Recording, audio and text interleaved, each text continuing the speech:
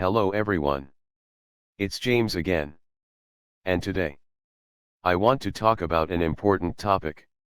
And it's a new term. At least for me it was a new term I mentioned in a few videos back. And that's the lost child. In regards to children that are raised in a narcissistically abusive home. As many of you know, I came across this term in the article I was reading about narcissism and psychopathy. They didn't go over too much about this lost child. Except for they are the ones that kind of get lost in the shuffle. Where the golden child gets all the praise. But sadly usually fares off much worse. Because usually the narcissist can get such a hold over the golden child's life to where the golden child is pretty much joined at the hip of the narcissist parent. And because of this the golden child doesn't develop in a lot of areas. And ends up pretty much incapable to live their life without the narcissist's help and input. And the scapegoat. Like many of us know. We are the ones that more than likely started to question things early on. And because we were aware something was wrong. And we didn't comply right away to the demands of the narcissist parent or parents. We were slated for constant punishment. This usually was done with a smear campaign where everyone that knew us or our family, neighbors, friends of yours, friends of your parents, people at the gas station, people at the grocery store, would hear how much troubled of a child you were, and how they are doing everything they can with you, and how they love you so much, but how much you are just ruining their health with your so-called bad behavior. This made it so the narcissist parent could gain sympathy from a bunch of people, which is a source of narcissistic supply they could draw from. But it made it so you wouldn't have anyone to help you, or believe you if you tried to get help for what was going on in the house. Along with that, you were gaslit to believe you said and did bad things you never said or did. Things would be moved around the house. And you would be held responsible for it. When you had no clue what they were talking about. Your real talents would be ignored. When the golden child's silly whims would be indulged to the highest degree. And every aspect of your life as the scapegoat was sabotaged. But what about the lost child? In this video where I talked about this article, I will leave a link in the description box below. So if any of you haven't watched this particular video yet, you can go and check it out. But in this video, I asked, who out there are lost children? Or believe you are lost children? Because some of us came out of small homes where there was just scapegoats and golden children. And lost children is a new thing for a lot of us. And the goal here is to learn as much as we can. But I had no idea there might be another group that needs this information as well. Lost children. Very interesting indeed. So after asking in this video, there were some that chimed in the comment section on this video. And it appears to be what I thought.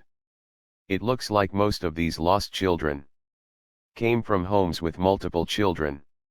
And the lost children were able to stand back and stay out of the chaos to the best of their ability. And some even stated they started already planning their escape early and going no contact. My question about this: were you able to do this because of just instinct?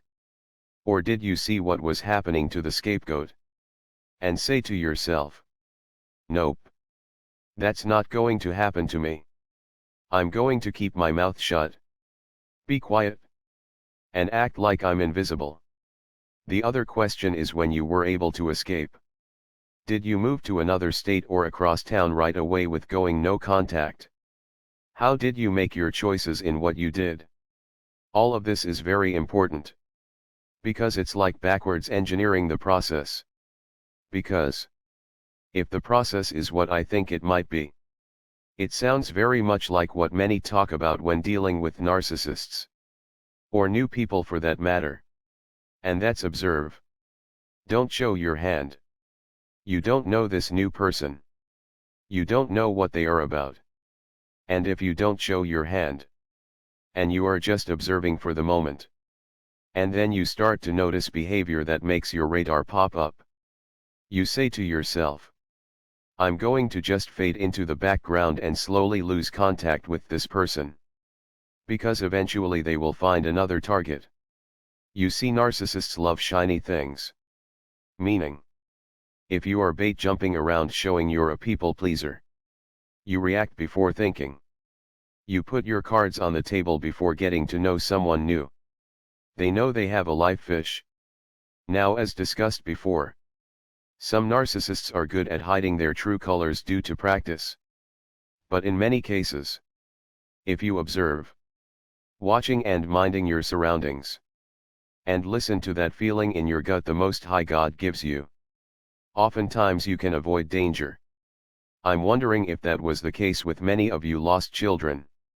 And if so, did you have the same success with slipping away and avoiding a lot of abusive situations and being entangled with the narcissist parent or parents unlike your siblings?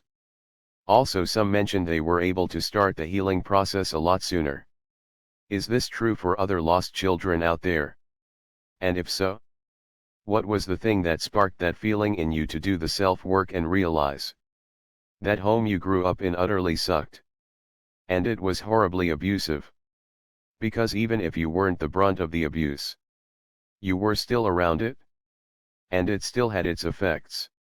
Also, did you do all the work yourself with the escape? And did you keep it all to yourself, not telling the scapegoat or the golden child? Were you able to link back up with the scapegoat as adults and have a relationship? I can imagine. Trust must have been very low. Not knowing if you tell someone what your plans are, the attention might get focused on you. Again, all of this information is so important. Because if someone was able to live amongst these monsters, and they were able to get out of that house early, fast, and with the least amount of contact possible, this can teach us a lot on how to do our best to avoid these monsters in the future. They aren't perfect solutions, but they are big helps and steps in the right direction. Also, if you have a story you can share of an incident that happened while growing up that stuck with you, that let you know what your role was in the family dynamics, and how you reacted to it. Because every bit of information will help us with this ongoing self-work we are all doing, to understand this problem better, and how we can avoid these monsters down the line. It's all about self-work, self-betterment, and getting this information out there so others have the same chances we have. And that's a second chance at a better life. So please leave your comments below. Also, thank you all that have subscribed to my channel. And if you haven't subscribed yet, if you're so inclined, please do so. And click the little bell to be notified each and every time I make a new video. Don't forget to like and share. Get this information sent all over the place. Because there's another mind out there just waiting to be awoke. Well, that's all I have for now. Keep eating from the tree of life. Keep praying for wisdom and strength. And until next time, bye for now. And be good to yourself.